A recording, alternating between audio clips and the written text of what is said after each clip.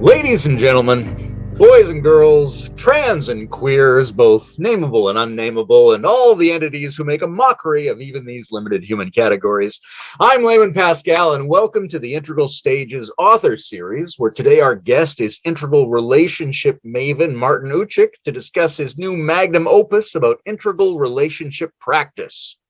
And I, for one, or for two, am thrilled because in my estimation, the ability of wisdom and insight and higher feelings and sanity to enter our world and really have some effect is mediated by human relationships. And if wisdom can't get into our sex lives, our domestic lives, our civic relationships, our friendships, if we can't process the shadows between each other, then we don't have any real hope of grounding and implementing an intelligence that could address the so-called meta crisis. So with any luck, Martin will save us. Hi, Martin. Hi, Layman. What an introduction. Amen to that, if I may use that word. Please do. Is there any such thing as no relationship? I don't think so. I mean, the whole universe is relational. And, you know, if we look at holons, which I just looked at last Sunday, you know, we have individual holons, which, you know, like atoms and molecules and stuff that gets together to love each other and to create higher structures, you know, are part of nature. And we are made up of these holons. So we are a product of co-creation in our body, if you will, and also of co-creation of our parents when, you know, the sperm hit the egg. So, and then, you know, I think Ken Wilber often is very adamant that we cannot stack social holons, which means, you know, individuals who form couples, who form families, who form communities, and so on and so forth. And of course, he's right, because the members of the social holons have more freedom to leave and to join, even though we're always part of the human race. So that we cannot leave unless we kill ourselves. So from that perspective, we're also part. But a lot of people have sort of like no longer, or let me put it in a different way, which is in a way a positive thing, that we now have the freedom to no longer form couples and have families and have children. But that now, in my opinion, takes on some pathological forms of hyper-individualism, and which shows up, or the pathologies of that show up in more and more areas of human life, in politics, not only in personal relationships and healing and growing, but also in social issue, in politics, et cetera, et cetera. And so what I'm propagating is that to become fully human, right, and to realize our full potential, I suggest that we practice to be whole and part simultaneously, just like every parts that are constituent our body are simultaneously whole and part, and that we practice this in relationships, in one-on-one relationships, same-sex or heterosexual, and also look at the importance of procreation, of having children for sustaining the human race and to create stable communities. And I'm a big fan of David Brooks, who almost every second opinion he writes in the New York Times, communities falling apart, relationships falling apart, and all the effects that has. And in the end, he always says, and I have no solution to that. That's like, and so with all humility, at least I think I have one solution, right, to become integrally informed and to practice. Long answer to a short question. Yeah, no, that was great. That sets us off on the right foot, I think. Yeah. I converted this book into an audio file so I could listen to it while I was doing yard work. Mm-hmm. And the first 30 minutes of this audiobook were nothing but people praising you and your work. Well, there's a lot of endorsement at the beginning of this volume, and I'm sure that's got to make you feel pretty validated about your work, but it made me curious about who you have overflowing praise for these days. Who do you think's doing good work in the areas that you feel really matter today? That's a very good question. So first of all, this is also for me a little bit where, it's my shadow side, since I'm not formally educated. I don't have a high school degree. So I think I need this affirmation from some people with the letters, right? Some people say my 3 letters are ASS after my name. So anyway, and learning to self-promote has become a necessity in this scene, right? So I mean, I'm still at awe at what Ken Wilber gifted us, and still think, we're, if at all, we're standing on very broad shoulders. Let me see. I'm actually for the first time doing a training in my life after I turned 20 in a few weeks, which is the so-called NARM process, the neuroaffective relational method. And I think these people who I'm getting a basic training with in a few weeks have a really fantastic model, and their whole thing is basically based on, if you cannot have healthy relationships and if you feel disconnected from the life force, you are traumatized, and you better deal with your trauma so that you can have healthy relationships and contribute something to the world. And they're also drawing from Ken Wilber, so it's a developmental model, and they mention Eckhart Tolle or other spiritual teachers. So it's right down my alley, and I'm quite fond of their work. And then I'm gotten interested in politics. So I like Steve McIntosh's last book, even though I don't agree with, so like the magical thinking of an intelligent evolutionary impulse. And there I know I'm, pissing off our at worst to a lot of people, including Ken and my friend Andrew Cohen, and all these evolutionaries, because in my opinion they often leave out the importance of raising conscious children. So I'm saying, if you want to raise consciousness on the planet, you also need to raise conscious children, right? It's not enough to leave that to other people. And let's see, who else do I draw from? Oh, so the politician, Steve McIntosh, I like his book, even though he's also somewhat pessimistic. And there is a conservative political philosopher named Patrick Deenan, who wrote a book called I think it's called The End of Liberalism. And there are some conservative thinkers who are, like Steve McIntosh, try to develop a postmodern vision for society and politics and a strong community without going into all the racism and all the negative side that we see in Trumpism. So there are some right-wing, if you will, progressive thinkers that, what's the guy with the New York Times who has the podcasts? It's Ezra Klein, had a whole series of bringing in these thinkers. And that really had a big impact on me, because it kind of combines my, postmodern vision for relationships in the future that transcends individualism and brings in the good values of conservatism, if you will, but transcends all the limitations. So that's also something I'm very, very touched by. And actually, in the beginning of my book, in my foreword, or whatever you want to call it, the introduction. So that maybe gives a really good wrap up where I am right now.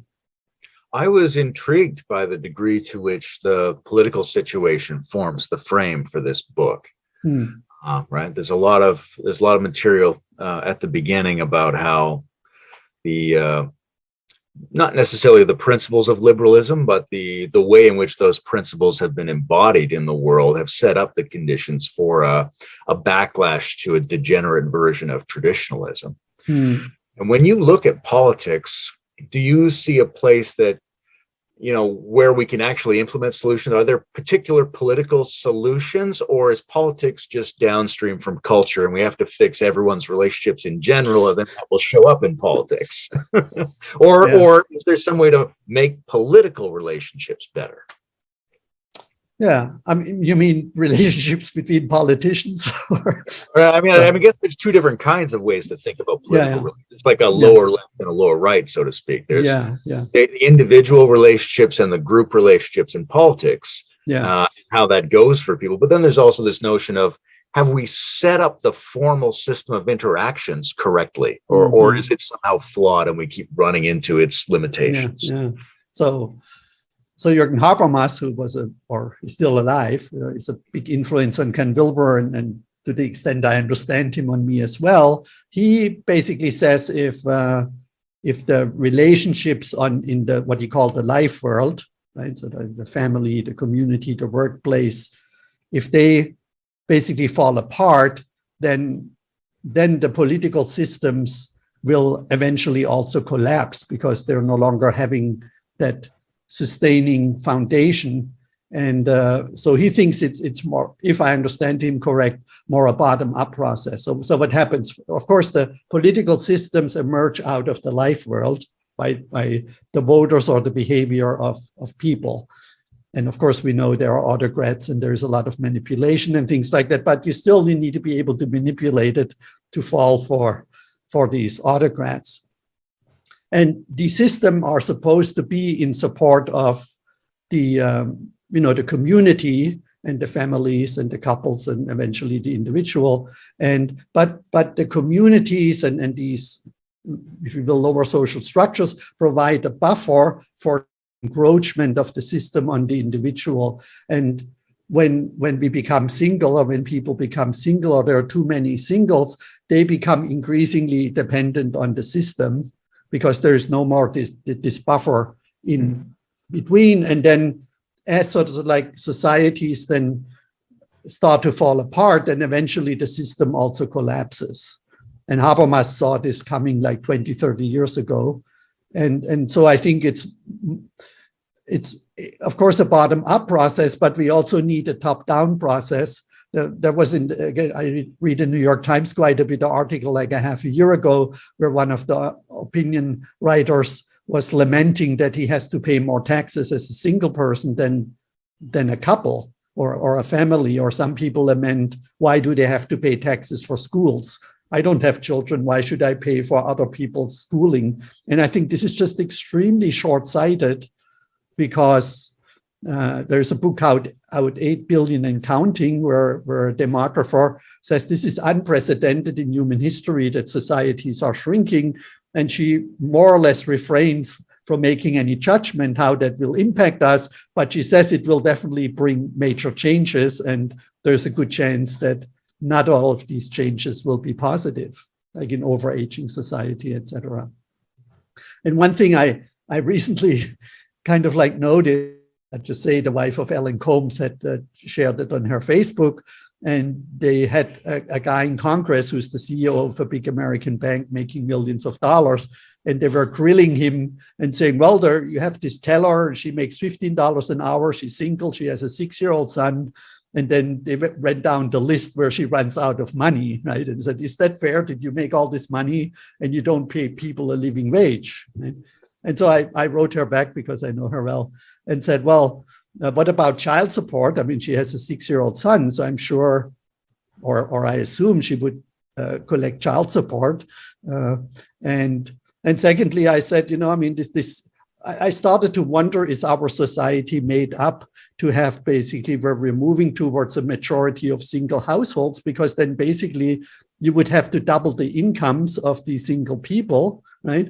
Because they're not sharing rent and cost for refrigerator and utilities and stuff like that. So is a humanity sustainable of a majority where we're moving towards right now of single households, and what will that mean economically and also, so not only personally, but socially and economically and politically.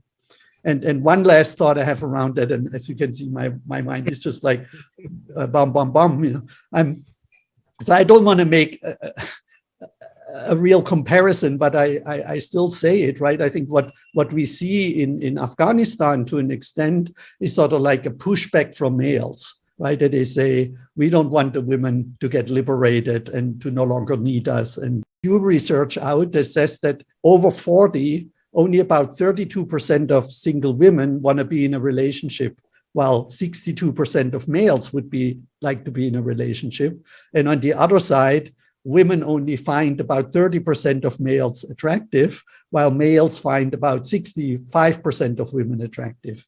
And so we're just, by default or by fewer and fewer women wanting to be in relationships, which is, of course, also the responsibility of males. I'm not blaming the women, right? Just will produce an increased number of males who would like to be in a relationship, me included, and don't find a partner. And I think that there is a potential that more and more men will get radicalized, and we will see more things like Roe versus Wade, right? And the potential taking away from hard fought for rights for women, just politically by male voters who, feel frustrated that they're no longer attractive to women.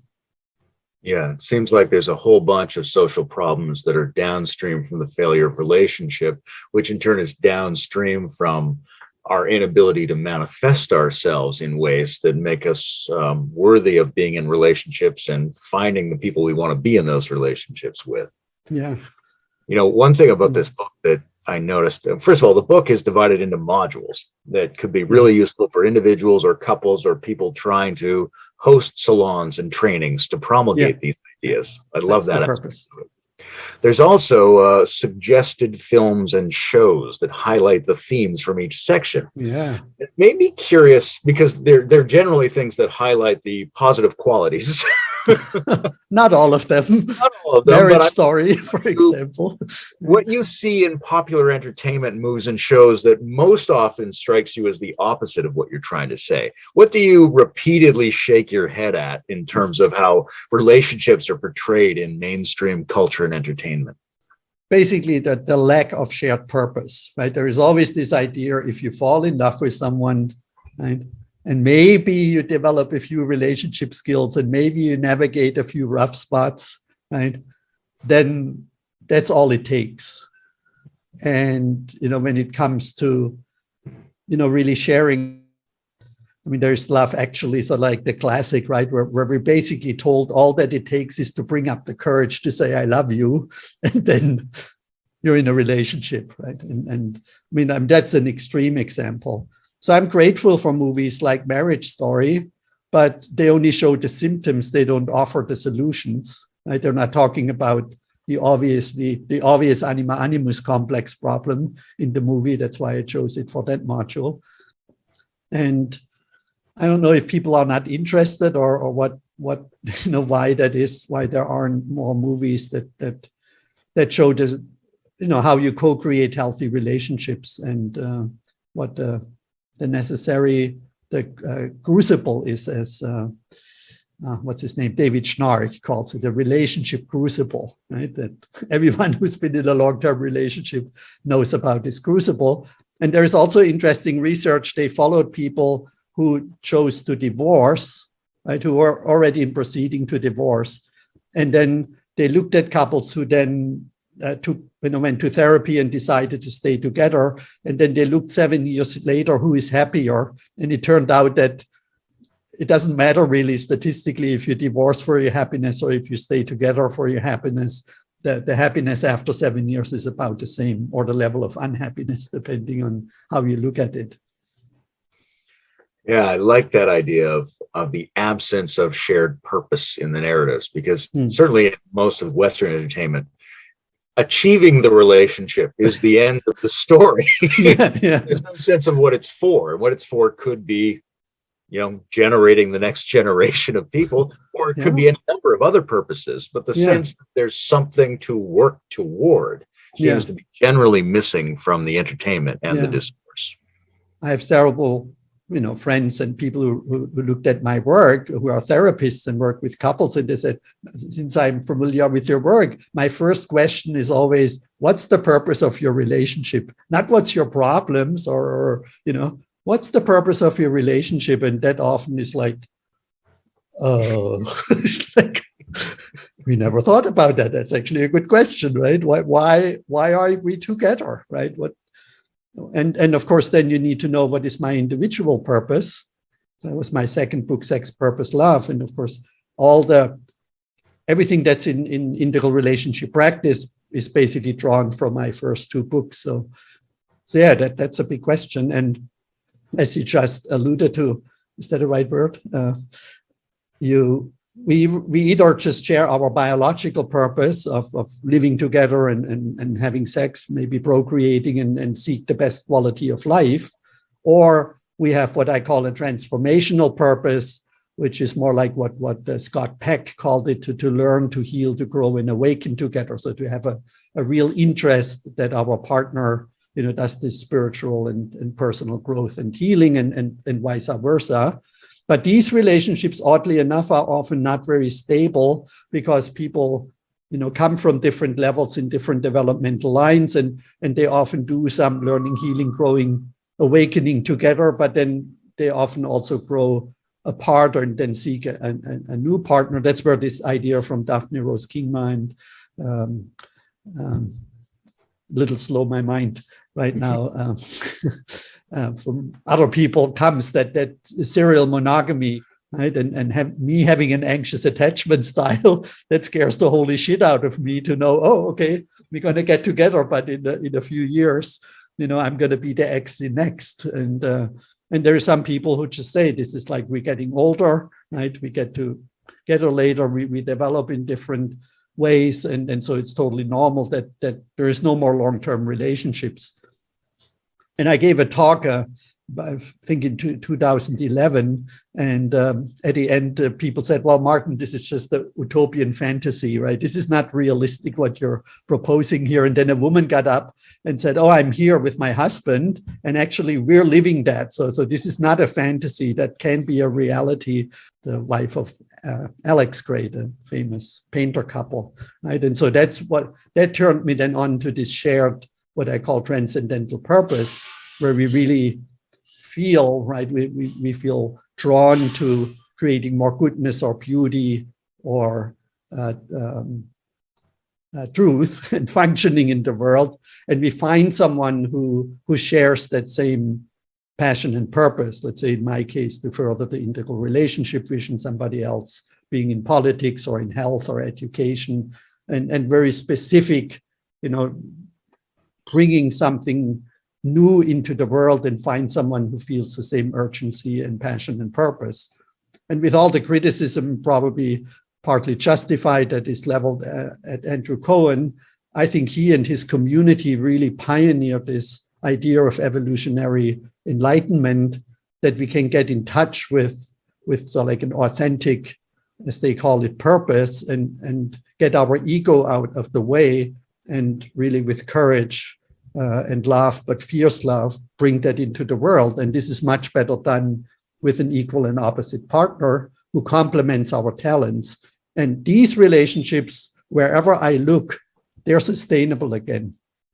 So we have these three, kind of like the traditional biological, which are often staying together because of social norms and religion and necessity with the kids, et cetera, et cetera. Then in the middle, this learning, healing, growing, awakening, new age, kind of like in the widest sense, personal development relationships.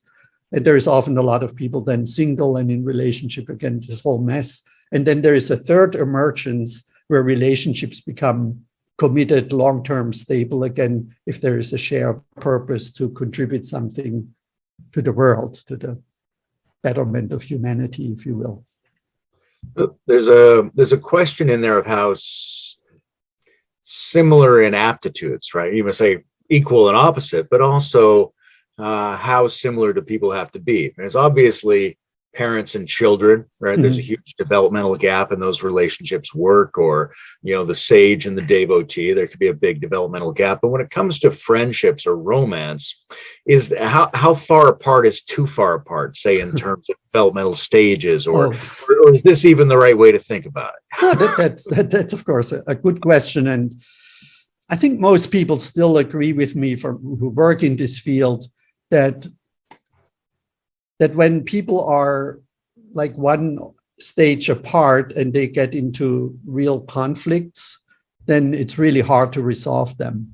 If couples have relatively separate gender roles, right, and they're maybe at the orange level, at the rational level, separate bank accounts, they all have their own income, and they they kind of have a very small, as Elizabeth Lesser said, he has his life, I have my life, and the little part where our lives overlap, that's where our relationship is. And so there, you're probably able to manage if you're at different levels in different lines, because you don't have much of an overlap. But if you, let's say, at a pluralistic postmodern level where you really want to co-create, co-parent and take more responsible for shared responsibility, also for nature and for your values and things, it becomes hard then when, let's say, one person falls in love with someone who's at a rational level, at a modern level, and the other one is at a postmodern, or if a postmodern person evolves. You want to share, the more to the integral levels have to match. Say it again. The more you want to share in your relationship, the more your developmental the more the levels have to match. And it doesn't matter at what level you are. You can be in a gang and a drug addict, or just be with other people who are in a gang and drug addicts, or be a religious fanatic, right? Or be a career-driven person, or be a pluralistic, save the world person. Yeah. And the other, developmental lines, I think they're less important, except for the animus complex in females, because and a lot of people don't know about that in stage 4, women want to explore their independence. I just got feedback from someone today, who I met on an online platform, and I mean, she literally, I said, "Oh, she contacted me, right?" And said, "Oh," and I thought maybe we can co-create. And then she wrote me back and says, "Well, what I'm doing," I kind of heard the voice, "what I'm now building is women for women." Right. And a partner, I want like to come home to have dinner on the table and give me a foot massage and cuddle together with the dogs on the couch. So that was the description for her male partner, so to speak. Right. So there is, of course, then no co-creation happening. What are the wrong ways to hug? Because it's described in the book, right? Yeah, that's always a good laugher, and I need to give the Hayek community, the Human Awareness Institute community, credit for that. So we always demonstrate called the A-frame, right, where the chest is kind of together, but the belly is, or everything below is not touching. Right? The second one is, in a loving contact, not to pat specifically. I sometimes see males violently patting the woman on the back, right? It's not so good. And then we also have something called the grind, where you kind of grind your groins together and put a foot between the leg of the woman. I always say that's a different workshop, so that may have its place, but not in a more in the environment that I'm teaching. And also we teach people to keep the hand above the waistline. Or suggest. And then what I find really helpful, because we do these love circles and everyone meets everybody, so men and women and women and men meet. And I'm average height, and so I suggest to guys who are taller than their hugging partner to lower themselves physically to their level. So the other person, you often see if a tall guy hugs a shorter woman, that she has to kind of tiptoe and you want to stay grounded with your feet on the ground when you hug, and then feel your bellies touching and breathe in and out together and feel your bellies rise and fall, because what we want to do, and while we're hugging, is basically to produce oxytocin, and any doesn't really produce the oxytocin and doesn't form close connection, which is further through the oxytocin, which then reduces fear and shame response, et cetera, et cetera. So to hug correctly, and also I should say with permission of the person that you want to hug, is a very important knowledge, or to know how to do that. And so at the beginning of our live workshops, we always demonstrate that, and people laugh, but then it makes a difference.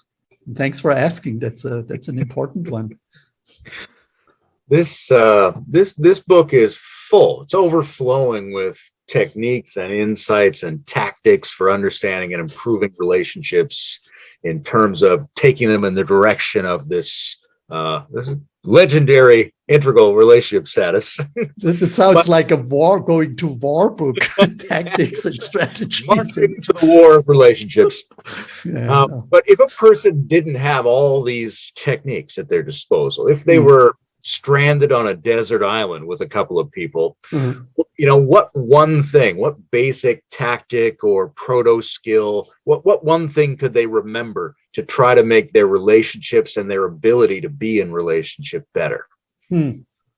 So that's like a little bit like a question to say you're on a deserted island, right? Group of people, and you have a toolbox, right? And you have a saw and a hammer and some pliers and different tools. And then you ask me, which would be sort of like No, this is what I'm asking is if there was only one tool in that box, which would the best one to have be? You're screwed to begin with, right? If you only have one tool, that's really a problem, and as we know from Maslow, if the only tool you have is a hammer, every problem looks like a nail. Which is like, if there was one thing a person could remember that might, if they thought about it, be the generator or give rise to all of these other insights, what would that look like? What's like the basic thing to know about? The basic thing I still think is the 4 dimensions of our being, or for integral people, the 4 quadrants. Because if you have this awareness, now you could say these are 4 tools, but if you have this awareness that a relationship always happens on an interior level, right, where on your inner psyche, and on a physical level, and it happens on a shared value level, and it happens on a social level where you share resources and if we would see that both partners bring all these 4 dimensions to the relationship, and then learn to see, are we compatible in all these 4 relationships, and really have intimacy and commitment and passion, right, in all these 4 dimensions, I think we would be a huge step forward. And when after I ask, what is your purpose, I then always ask a few questions. So like to see where is the struggle, because it's usually the strongest in one quadrant for one person, and in another quadrant for the other partner. So one may be happy sexually, right, but not financially, and the other one may be happy on the shared emotional connection, but not spiritually or whatever. And then that's where we then going to start to work with. And that's also really the first module of the training. And I still feel, it's almost a bit of an unfair question, right? Because I know it's unfair, but yeah, but it's a good question. Sometimes you have to be a little unfair to highlight something. Yeah. And I'm still marveled, at these 4 dimensions, and that every philosophy, it's just amazing that Habermas has them, right, Bhaskar in critical realism, all these meta models, and coming from Plato, who had 3, they all kind of spotted these 4 dimensions that are, and Kant, of course, with his critiques, or the Nobel Prizes, right? I mean, everywhere where you look in society, you see these 4 disciplines, and it has so much depth. I was teaching at a university here, and the guy said, well, that's overly simplified. And I said, come back next time and find a human dimension that's outside of these 4, right? Everything is in there. And then why don't you just read Kant's 3 critiques? And then we talk about overly simplified, right? Immanuel Kant comes up quite a bit in this book. It surprised me how often he gets mentioned. And, some people have a negative feeling about him. Like he and Descartes were the people that implemented the world in which relationships are failing, in which all of our problems are being generated by this isolated, rationalistic, mechanistic, dualistic model. Yeah. What is it that you really like about Kant? I admit, it dawned on me actually a little later that I'm actually kind of promoting indirectly these individualistically thinking philosopher. And Kant, famously never was married or had a relationship. He had a householder, so we don't know what happened there. And so, that's a bit of a myself, but I still I'm also fond of Hegel, who was also in a way an individualist. And what I mainly like, I mean, I'm not a philosopher, so don't get me, challenge me on Kant, but I mean, he spotted these three dimensions clearly, so I like that. And also he had the a priori idea that any manifestation or anything we can perceive must come from a ground that we cannot directly perceive as humans, as far as I understand. And so when we, throw around this word unconditional love, right, that cannot exist in human experience. It can only exist in so like a deeper source, or it's a a priori thing that basically exists in the universe. From one perspective, you could say the whole universe is a product of unconditional love. And then I love what Kant never apparently directly said that way, but to say knowledge without experience is mere intellectual play, and this importance of having theory and practice. And the integral model is rightly so, I think, often accused, or people who apply or promote the integral model, of being overly theoretical. Right? As somebody said, like a lollipop, a big head, and a small stick. And I was always interested in practice and in embodiment. And so Kant, in so many ways stated that in order to grasp something or understand something, we need experience and knowledge.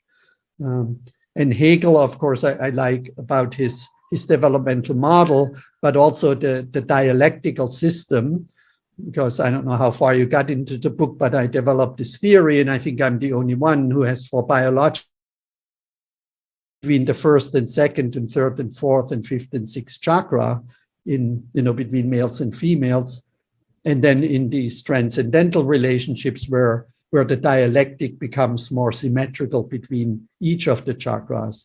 And so to understand that, some basic understanding of Hegelian dialectic is necessary. And he also has these more complex things that if we really love something or even someone, we want to make them our own, but we also love them because they're different. And so we get into this because then once we possess them or overcome that problem through co-creation, that you no longer just love the other person, but you love what's uniquely co-created between the two of you.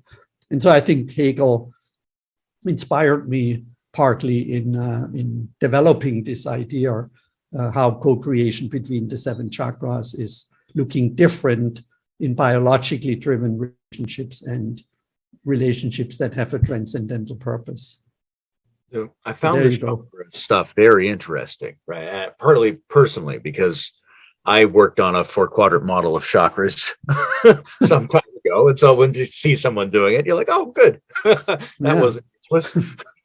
No, very good. And I have a chakra consciousness matrix, which people who looked at that actually had a couple, and they independently then looked in which, where in the chakras they are at the different developmental levels, which on the heart chakra, she was more green and he was more mythic. And then they were already in the process of splitting up, but they didn't know if they should stay together or split up. And it gave them a lot of clarity that they're just too far apart in filling out this matrix. There was basically no overlap. So, and I sometimes think it's better, or often think it's better, when couples end a relationship when they're really have very different expectations along the chakras and the quadrants and the levels of consciousness, then find someone who's a better match for them. Everybody's then 4 people will be happy in the end instead of 2 people being unhappy. I'm curious what you think the nature and status of chakras are, because you go, well, maybe they're parts of our subtle anatomy, or maybe they're metaphors, or maybe they reflect just segmented regions of the body that have different organs in them and they're bioelectricity or so. Or maybe they represent levels of development, or maybe they represent lines of development. Or how do chakras sit with you at this point in your life? So definitely not levels, because we would fall for that Wilbur Combs fallacy thing to say certain chakras only emerge at a rational or integral level. And then you look back, the chakras are thousands of years old. I mean, scratch that part. That's why I created this chakra consciousness matrix. So my feeling, right? Of course, I have no proof, even though there are very educated Nobel level physicists and whatnot who think there is something in the universe which we may call a co-creative impulse. Some call it elan vital or life force or evolutionary impulse. And since I believe that the universe is co-creative and that we're here to co-create and procreate, I think what we feel is that this, let's stay with co-creative impulse. And I think the chakras are the channels in our body through which this co-creative impulse between humans desires to connect with another human being. So I have little or no desire to rub my elbows or my knees or other body parts, and I literally feel, right, when I feel attracted to someone, maybe there is some fear. Can I provide really well? What about the sexuality? Do I want to have sex with this person? I have butterflies in my stomach, my heart may be open or aching, right? I think about, can I speak, right? Or am I tongue-tied when I meet this person? I mean, we feel, right, that the chakras can be blocked or can be open. And do we have a shared vision, and what is our higher spiritual connection? And I think this, I don't know physically why that just happened to be these points, but to me, they are the energy points or in the body through which this co-creative impulse wants to connect with another human being. We never talk about the compatibility of our shoulders or anything like that. But, can we talk to each other? Do we have a shared vision? Do we want to be sexual with each other? Do we have a power over relationship or a power with relationships? Are our hearts open? Can we practically live together, right? Who takes out the trash? Do we have the same sleeping, eating, money, transportation, all that stuff in common? And can be co-create at all these levels. So that's the chakras for me. I leave everything else to, and my friend Anadea Judith, who probably some people know, she has a book called Charge, which is very integrally informed, and she helped me also a little bit to develop what I was just talking about. And I don't want to now say she agrees with me, but she definitely doesn't disagree with me. And so this idea that for co-creation, the chakras need to be open and be able to give and receive. And so they're co-creative centers for me in the body.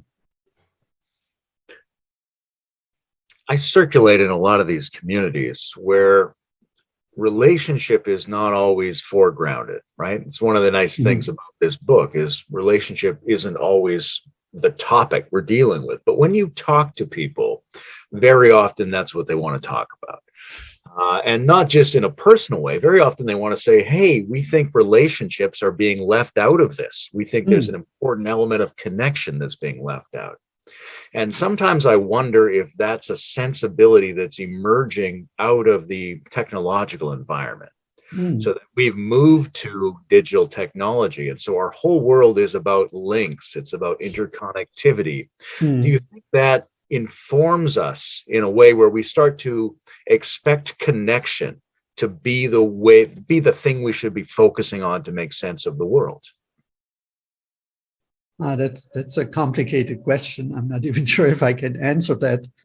So today I had a conversation with Andrew Cohen, just happened, and one thing I shared with him is that I said as much as I feel passionate about furthering the integral relationship vision, there is like this almost reluctance, this block on teaching online, and first he said, oh yeah, I still love teaching, but then we got a little deeper into it, and we both recognized that, we humans seek this connection, and we find more connection with people like the two of us right now, or, this is amazing that I can connect with people from around the world, and I'm thrilled about the hundreds of people who took my training, and I learned so much. And on the other side, often at the end, I hit the end button and I went like, thank God, this is kind of over, right? And then I'm alone in my room.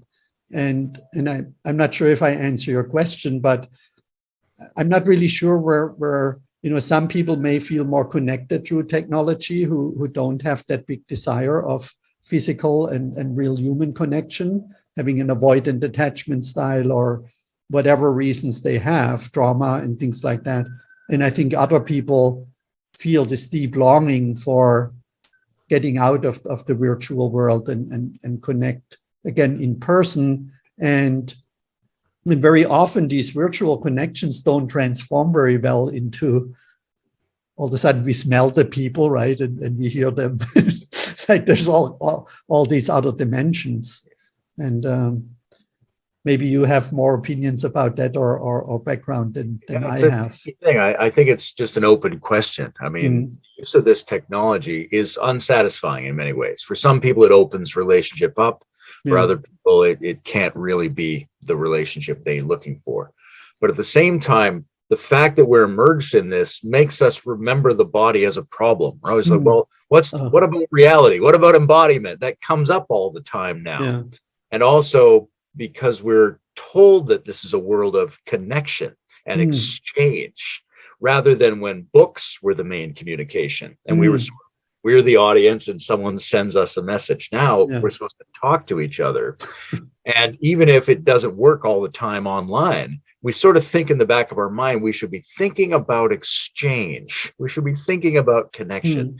So I do have a tendency to think that as we go forward in the digital universe, the question of relationship and connection will become more and more salient for us. I mean, I'm glad to hear that you live in the social circles where people care about connection. That is great news to me, because I still hear more about individualism and often the frustration of men of as I mentioned earlier, having difficulties attracting women who want to be in relationship with them.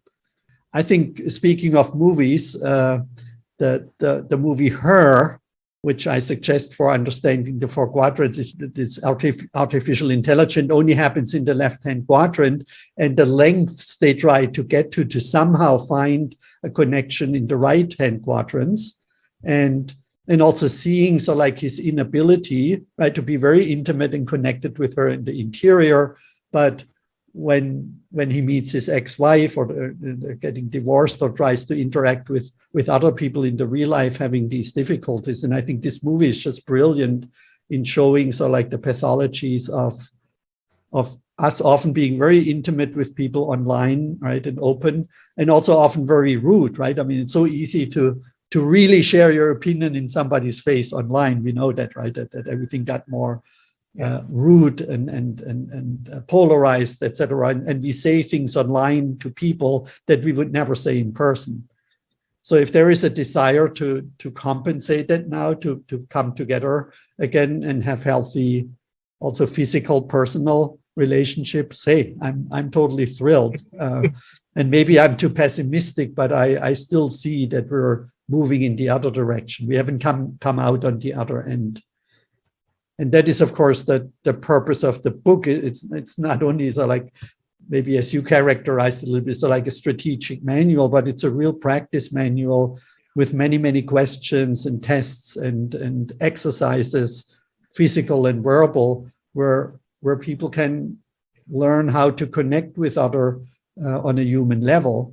And I'm often, when I go to a restaurant, I live in Istanbul in Turkey right now, they have one of the highest rates of cell phone saturation and cell phone use. And you see these couples on the table, right? And everybody's looking in their cell phone. They're not talking to each other. They're watching TikTok videos or whatever they do. Or even if they don't look into their cell phones, they don't really know what to talk about. And I wanted to give this manual, and then also, as you mentioned, for people who are helping professionals and specifically people who want to start local groups. Well, I think that's why a book like this is essential, because my sense is that the kind of world we're living in makes the problem of relationship become more obvious to us, but that doesn't solve the problem. We need something to help us with that problem that we're experiencing. Yeah, that's the David Brooks phenomenon. I'm I'm wondering how you think about the concept of leadership, because one way to describe what you're doing is that you're a leader in the field of our need for better relationships. And sometimes relationships and leadership don't seem the same to people. Leadership can seem like a very personal, egoic thing, or, do you relate to being a leader in the field of relationships? Or what do you think leadership relative to relationships means? What does that look like? Does that have any meaning for you? Well, I mean, there are amazing people like John Gottman and Terence Real and Esther Perel and David Schnar. I mean, I could go on and on about all the real leaders. The Hendricks, the imago therapy stuff. If I would see myself, I see myself maybe more a little bit, and I say this with all humility. So like as a teacher's teacher, or I just for some reason spent the last 20 years to pull together a lot of relationship material that is very broad and has admittedly very little depth. And that's why I have so many references to say, if you want to go deeper, the New York Times just had an article about the 5 love languages, which is now 30 years out, right? So I'm more so like the person who offers a very broad toolkit, like Ken in a way did too. Of course, some of his books has incredible depth, so that people who are specialists can broaden. They realize there's not only a hammer and not every problem is a nail. How a lot of people approach relationship problems. Right? Oh, it's feminine, masculine polarities. That's the only thing I know how to deal with. So every relationship problem has to do with that. Or it's all about shadow, or it's all about love languages, or it's all about anima animus complex, et cetera, et cetera. So even if I only reach realistically a few hundred, or at best a few thousand people, I can say that at least half of the people who do my trainings or read my books and stuff are coaches or therapists or lawyers or doctors or, multipliers themselves. And they then pick out whatever they think, complements their work. And so I'm not in that sense like a big leader, like Ken is the leader of the integral movement, or people who can play a leadership role. Yeah. And so, I mean, I'm the integral relationship guy by default because I wrote the books and Ken endorses them. But I don't see that really as leadership. I see that really as a collaboration with people who share my passion and purpose. People in the integral community to hear is that we need to support, or better support people at any level of consciousness development to live their purpose and to co-create healthy relationships, because it's just wrong to think. Of course, we mentioned Habermas and Einstein that the significant problems we solve can only be solved at the next higher level where we created them. But this no longer really works, because humanity is no longer really evolving in that way, because the more evolved people become, the less they procreate. So we need to recruit people at all levels of consciousness to contribute to solving the problems at a level where they are at, and sometimes where they were created. I think we need to rethink this whole idea. And that's, I see, as a major task for integrally informed or post-integral, meta-integral people to see how can we not just try to get more and more people up into these higher levels, because that discussion is over, I think. It's more like, how can we go downstairs and help and reach the people where they are and make them healthier where they are. And that's where I see my work, is to speak to people at any level of consciousness development. Let's talk about God for a minute, because there's this notion of a personal God as like a basic superlative existential relationship that you can be in all the time, everywhere. Now, some people might think of that as an abstraction of relationship in general, and a really good way to work on just the way you are in relationship by reminding yourself that you're always in some fundamental relationship. And it's an opportunity for you to work out the way you function, the way you reject, all the ways you deviate from relationship. Mm. But you could make the counter argument, which is the notion of that kind of relationship takes you away from all the real relationships you could be in and replaces it with a generalized fantasy of relationship. Yeah. How do you think about people who feel like they're or want to be in relationship to God or to the universe or to the totality all the time? Well, that's a good question.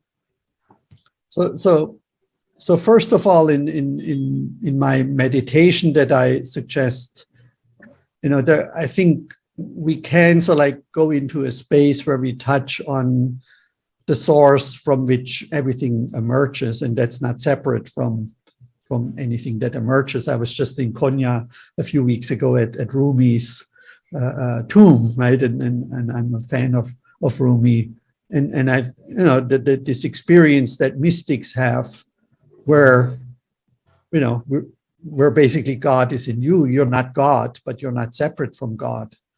I think is where I say, okay, yes, there is a God in a way, but it's not outside of ourselves. He manifests in us and through us, and God by necessity needs to be whole and part simultaneously. You cannot say he's whole, because then what about partialness? Then the partialness would be separate from God, and that doesn't make any sense. But he can also not be partial, because he or she encompasses everything. And so if somebody would talk to me that way, I say, well, if you want to connect with God, you have to learn to be whole and part at the same time. So what we do at the end of our love circle, and there's numerous pictures on the internet because people take pictures, is that I ask everyone to put their left hand into the circle, right? Let's say we have 12 hands, so they all touch each other. And then I say, close your hand like this, and we get this vortex. And I say, look, this is basically what God is, where we have whole hands and we have a whole vortex, and our whole hands create this whole vortex. So we have wholeness and partialness. And then I say, lift up your thumbs and look at your thumbs. And they're all human thumbs, right? They all look like human thumbs, but they're also all a little different. And I say, we all humans, in essence, want to feel alive, want to feel connected, want to be in healthy relationships, want to live on purpose. But we're also, slightly unique, like our thumbs or our irises are unique. And that would be my answer, that it's not either or, right? This is always this bifurcation or this separating things. It's either whole or part. No, we're always simultaneously whole and part. And once you fully embrace that, and that also the outside and the inside, right, are on one side connected and on another side, one and so diversity in unity is the technical term.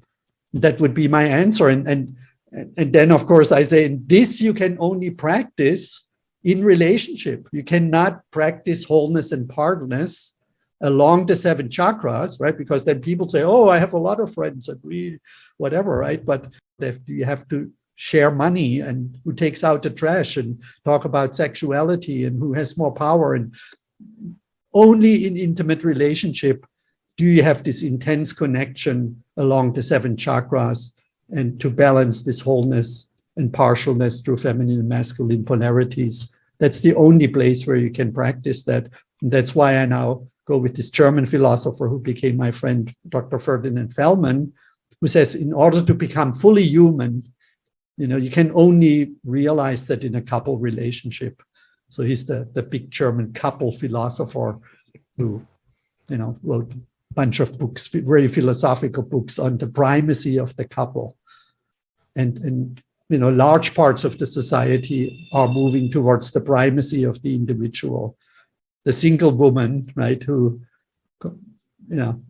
and again, if a woman wants to decide to be single, that's perfectly fine, right? But it's just, we cannot realize our full potential. And I question if we can have healthy societies if there's just an increasing amount of single people. It's just economically and environmentally, if you just think from these perspectives, then politically, right, because you leave more and more men stranded and they get radicalized, just not sustainable. And we have the tools, right? Or I'm one of the people who put a lot of tools together for people to cafeteria style pick out whatever, when they look at the overview and say, oh, I think this could be interesting, and that may be the tool that is useful for our relationship challenge in this model, in this moment. And this toolbox I want to make mainly available to helping professionals and facilitators and couples, of course, and singles who are interested, but it's quite a ask for someone to read an 800-page book just to find the one tool that maybe in a particular situation be useful to them. I'm fully aware of that. And my vision, just to, I think there is a good possibility that down the line, a book like this, or maybe even, will become the curriculum in senior year in high school and junior years in colleges, where we realize we need to teach our children intimate relationship skills, not discourage them. Often there is even this discouragement, right, in companies. I mean, until a few years ago, 40% of couples met in the workplace. Now that's practically impossible, right? Because you have the risk of getting all the ways where people met in the past are now so stigmatized or often almost criminalized, right? They're no longer useful for modern and postmodern relationships. And we're really nowhere is it taught on a public level. It's even repressed, right? That healthy male-female or same-sex relationships skills, or they're discouraged and we don't teach the skills. So that's my big vision and dream. I think it's the most comprehensive set of relationship practices that I've seen. And as I was reading it, I thought, if an artificial and super intelligence took over the world, this is the minimum amount of information about human relationships that I would want it to know. Yeah, thank you. Yeah. And one of the tools you mentioned when you were just talking there is the love circle, which comes up a lot in the book. Maybe you could just give us a sense of what a love circle is. So again, I adopted that a little bit from the High Human Awareness Institute workshops, but we spent more time with each other. And so I call this an ego transcending meditation, because the ego cannot love, it always wants something. So I first do a meditation where people become really present in the moment, and that goes through different layers.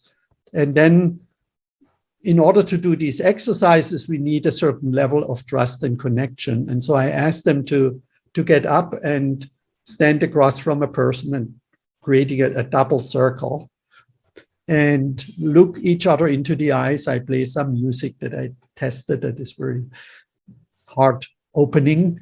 And I'm the only one speaking. So in the book, I have tons of affirmations that I'm like, thank you for being here.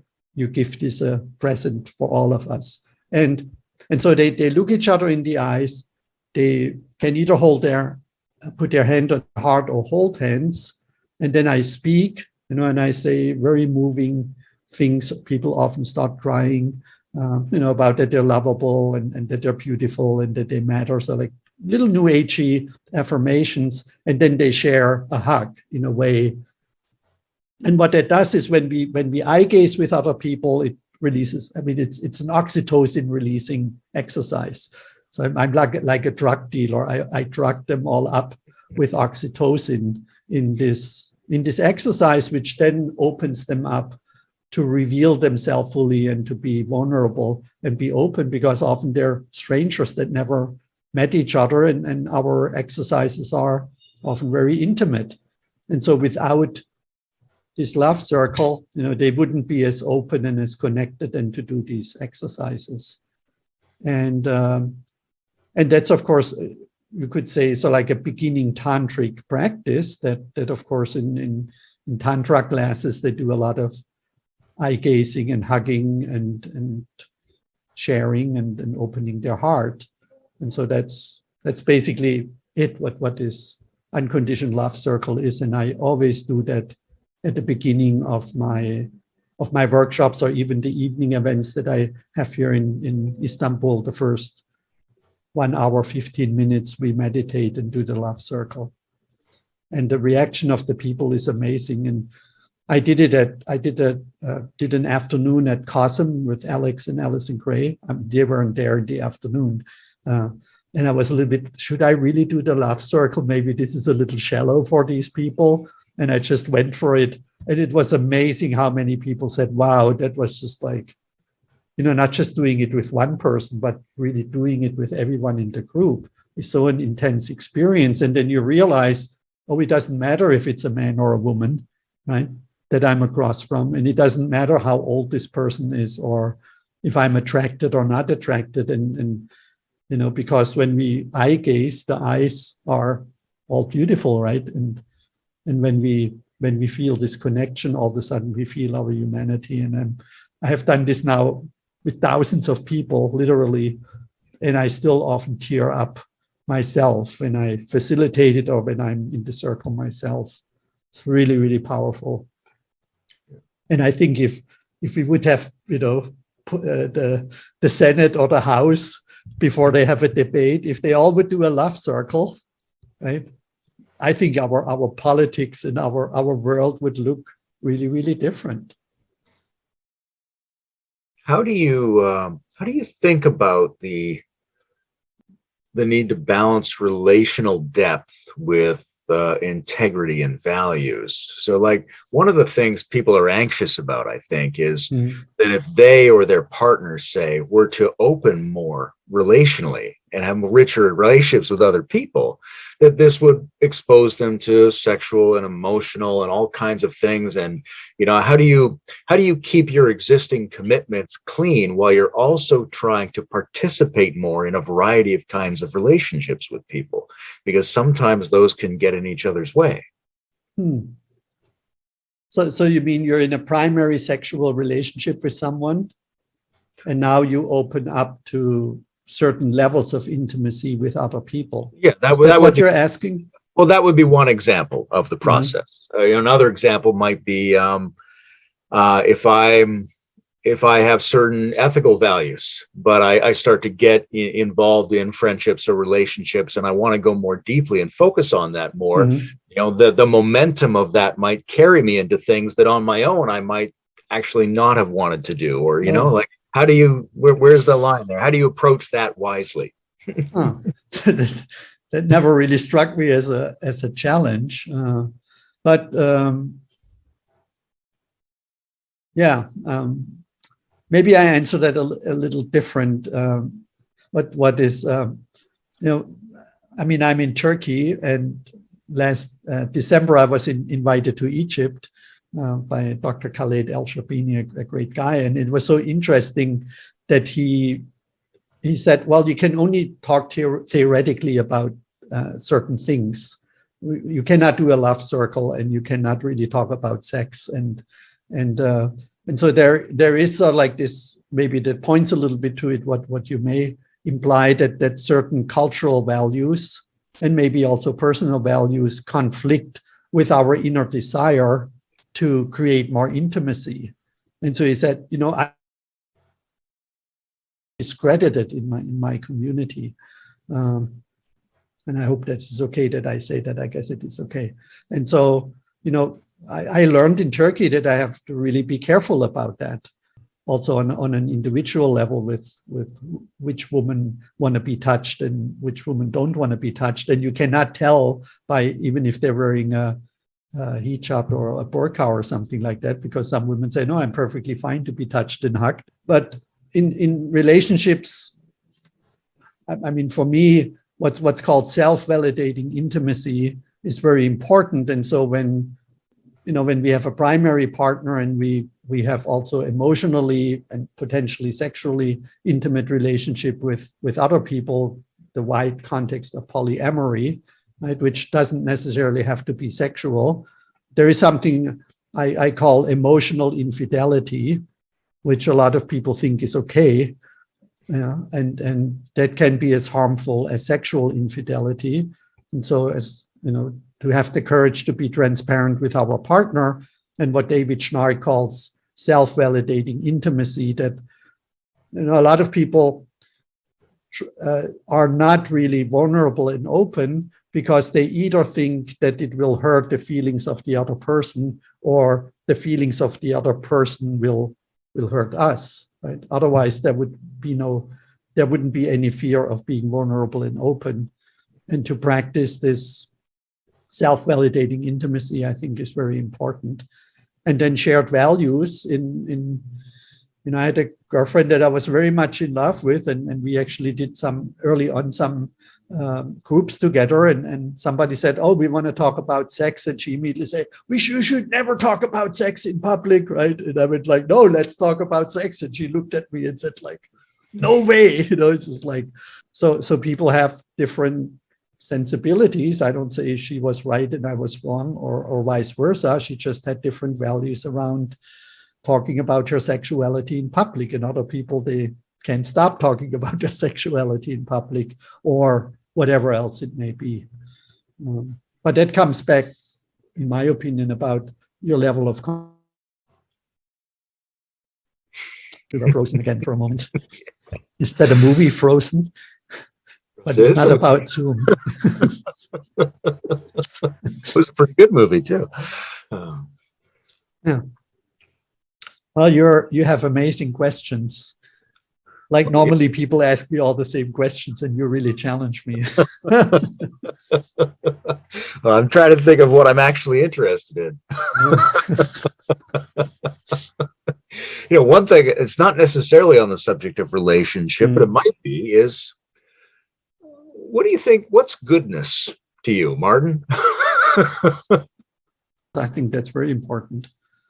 So I mean, a big part of my teaching now and about purpose is, which is really fascinating to me, that we have genetic predispositions, not everybody equally, for empathy and for cognitive intelligence and artistic creativity and practically being functional with the hand and making functional systems. And so, these are, of course, the perennials. And what's goodness to me is actually, everything that is in service of the co-creative impulse and sustaining the human race is like my moral compass for what is goodness. So to either create, more connection between people, or to create more truth, or create more beauty, and if we frame that in a larger context of all of that being good, it is good if it's in service of co-creation and procreation between humans. Because that's one big criticism that I early on had about evolutionary enlightenment, which really changed my life fundamentally. I often say it was only Stephen Covey, The 7 Habits of Highly Effective People, Eckhart Tolle, The Power of Now, Ken Wilber, Integral Theory, and evolutionary enlightenment that were huge game changers for me in my life. But the problem is that the teaching at the time, at least, was just get your ego out of the way and follow sort of like a deeper calling, or let this evolutionary impulse manifest to you. And immediately I, as a German, right, post-war German too, felt very uneasy, because the Nazis, they were in some way very spiritual people, right? And they felt that they're following a higher calling in killing the Jews. And some Islamist fundamentalists, and a lot of people, have this like, oh, I follow my bliss, or I follow a higher calling, and that's how I justify what I'm doing. And there is often no, as you just said, what is good? There is no moral compass. There is no moral guidelines. And since at the pluralistic green level, where often people are, of course, they say there is no absolute goodness. Who's to define what's good and bad, right? Or true or false, all these performative contradictions. And I go like, no, wait a minute. This co-creative and procreative impulse really wants to sustain the human race. And if you do something that is not in service of the biological purpose, and and the purpose of learning, healing, growing, and awakening, and making the world a better place. And of course, you can then argue what makes the world a better place, but ultimately, whatever brings males and females together and to raise healthy children, right, is for me the ultimate purpose of humans. And we don't have to have 8 children, right? It's enough if we have on average each woman, some women 1 or 2, and other women 2 or 3, right? That would be sustainable. And that would be it for me, because we know that people who live in healthy relationships and have the capacity for that and make a contribution to the world, they live longer, they're happier, they're just in all metrics of human well-being are better off the people who don't have these capabilities. And that's what's good for me, or it's goodness for me to further that, to contribute to that. So destroying the planet and we could now talk about a lot of things that don't qualify for this category, what is good. I appreciate how grounded and pragmatic and biological that is. Yeah. It's also very human. And you mentioned the planet. And so this book is generally about human relationships. It presupposes a kind of peer-to-peer relationship between people who are sapient and can talk to each other. Yeah. What do you have thoughts about relating to animals, relating to plants, other kinds of interspecies relating? Is that an issue for you or not? Well, I'm totally not an animal lover, and I also don't eat them.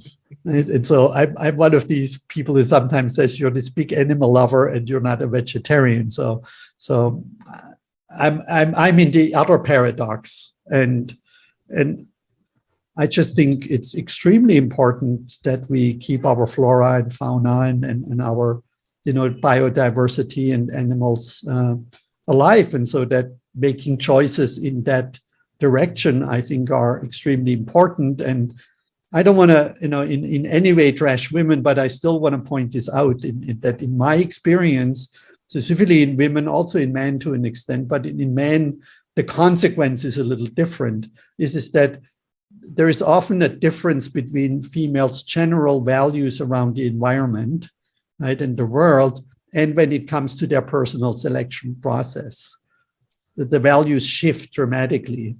I just give one example. I talked with this woman in LA, kind of like pre-date, and she went on and on that all these people are driving cars and people shouldn't drive cars and blah, blah, blah. And at the time, I didn't have a car in LA. So I thought, yay, I'm going to tell her I don't have a car.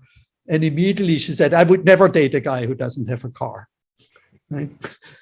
And then I asked, why not? Well, he couldn't pick me up and I wouldn't feel safe and all these things. And I understand that women have a core need for safety, but this is often in contrast to their general values. And since I right now don't have a car and I'm a vegetarian and try to have a small ecological footprint, this is often in contrast to the needs and desires of females to feel safe and to have a supportive environment for their potential children, which doesn't stop when women can no longer conceive children. There's still this innate nesting and having a big safe car, and I think in the past we left sort of like the decision in the public sphere to the males, and the women were more in charge of the domestic sphere. And we just need for a sustainable future for humanity and all living things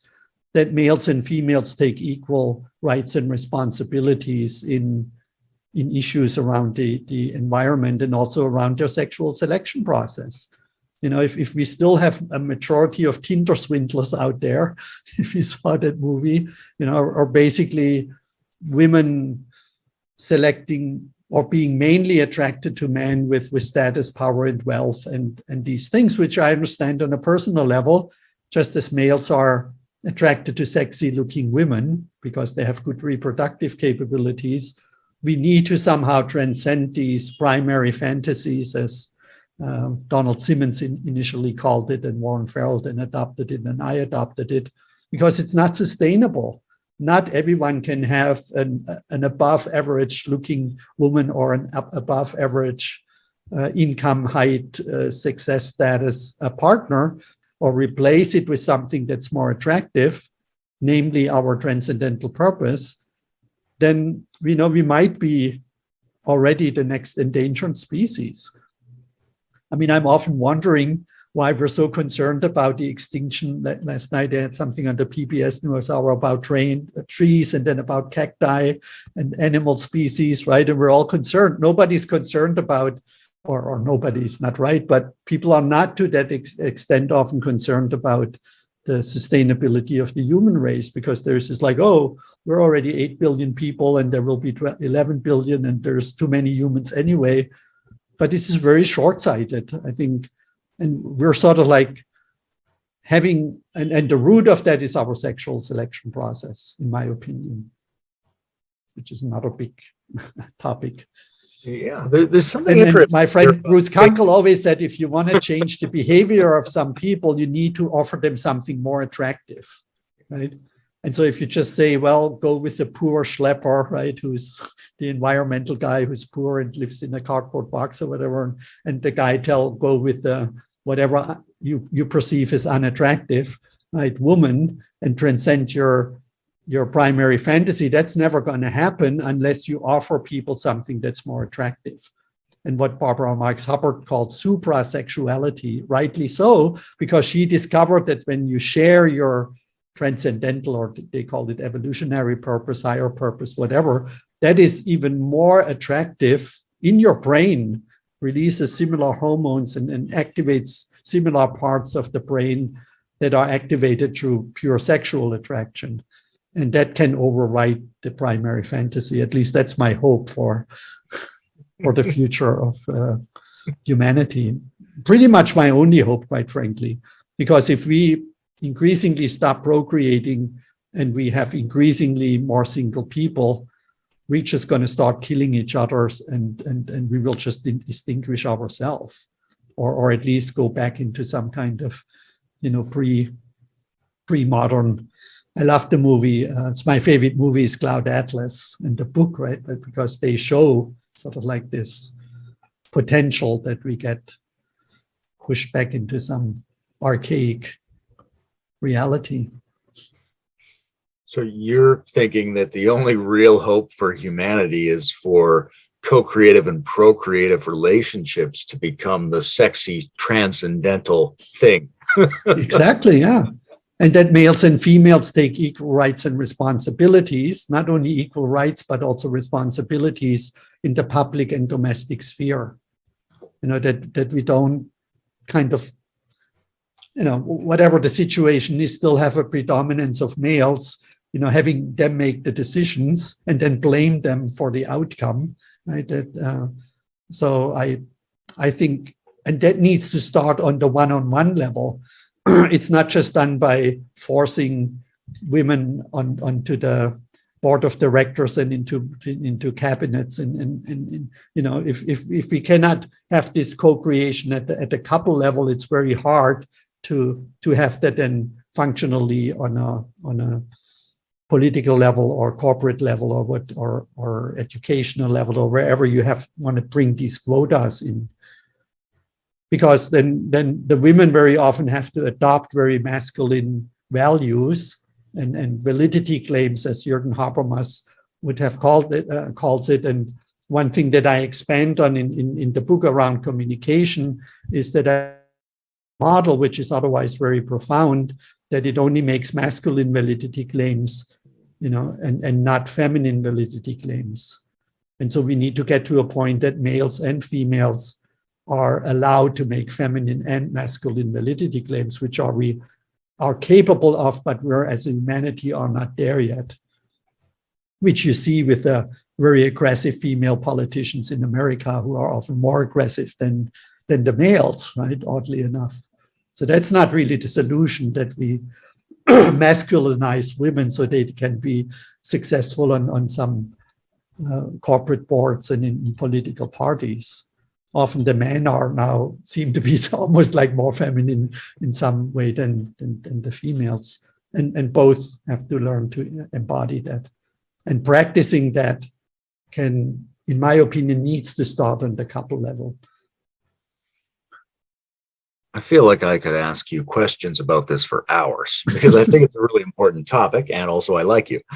But I'm aware of the time, so I'm going to start winding down toward the end, and I'm going to try to think of any other. One thing that came up in the book, and you're not a philosopher, but this semi-Hegelian concept of absenting the absences comes up a bunch in the book. Yeah. Right. Hegel has this notion of negating the negative and things like that. And I'm just wondering if you'd say a few things about what absenting the absences means to you. When you think of that, what's on your mind? Well, that term may come from Hegel and others, but I learned it from Roy Bhaskar from critical realism, and also Bonita Roy, who's a big fan of Whitehead. And it's about potentials. Again, how I feel that is that, when I wrote my first book, Integral Relationships, I didn't write it because I wanted to write a book or anything. There was just an absence of an integral relationship book. And I didn't know how to write that, but it was just absent, and somehow it sucked me in. I felt like I need to absent this absence. And an evolution, I think, is sort of like not pushed in a way from something, but it's pulled by these absences, that something is missing, and we feel uniquely drawn to and that's sort of like a metaphysical, that nobody will write it. Or if I don't put up this playground in my neighborhood so kids don't have to play on the street, nobody will do it, right? So that's pretty much the only thing I can say, that it's a felt thing for me. And I think everybody can get in touch when they get out of the way. What I often ask is, what do you feel most passionate and concerned about? What is absent in the world that you feel called to absence? It's kind of a funny way of saying it, but it's and a lot of people, they're just thinking about what can they take from the world, or live life to the fullest or anything. And I think we have this potential to contribute something to the world by absencing absences, and that can be very small, or it can be something big. If this was a thin volume, then I might ask a question like, is there anything else from the book that I haven't asked you about that's important? But there's so much else in this book. It's a real tome. So I can't ask that question, but I'd like to ask something like, what do you really want people to know about this book? If people are just randomly out there on the planet Earth and you could tell them one thing about this book, what would you want them to understand about it? I want them to know that this book is really a combination, so like a labor of love with the people who did in the last 2 years this online training with me. And every week for the first training, I wrote basically the training material, and then the people gave me feedback.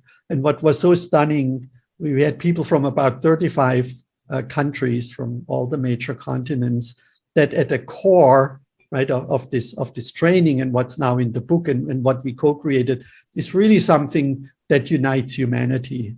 There was nobody in Egypt or South Africa or Japan or America who said, oh, that doesn't apply to me and my culture. That never ever happened. And very often people were just baffled, right? We had gays and lesbians and all kind of skin colors and ages, 70-year-olds, 22-year-olds. I get goosebumps right now by just this experience that there is a core human experience that unites us. And this book is really a combination of people, then doing the exercises and then me afterwards going, oh, I didn't cover this question. I didn't cover this question. The exercise didn't really work. And me over 2 years refining this together with the participants from around the world. Again, any age, any skin color, many cultural backgrounds. And it's not so like where I wrote this book. It's our book in a way, right? Of all the people. It's not like the other books that I wrote more by myself, reading other books and not testing it in reality, really tested, and also in live workshops that I do for 11 years now. So that's what I would like to say about this book. It should not really say Martin Ucik. It should say, the participants in my workshops and trainings, edited by Martin Ucik. That's what I want people to know. And so it's really a book from the people for the people, I would say. It's not a book from me to the people. Yeah, I think this is the state-of-art integrated compendium of where human relationship practices are right now. And I think that human relationship is the key zone that determines whether our developmental and spiritual ideas become a reality or not. So yeah, I would say read this book, people. Thank you very much for talking to me, Martin. This has been great, and I think you're doing fantastic. Very grateful, very blessed to know you. And anytime you want to connect, you know where to find me.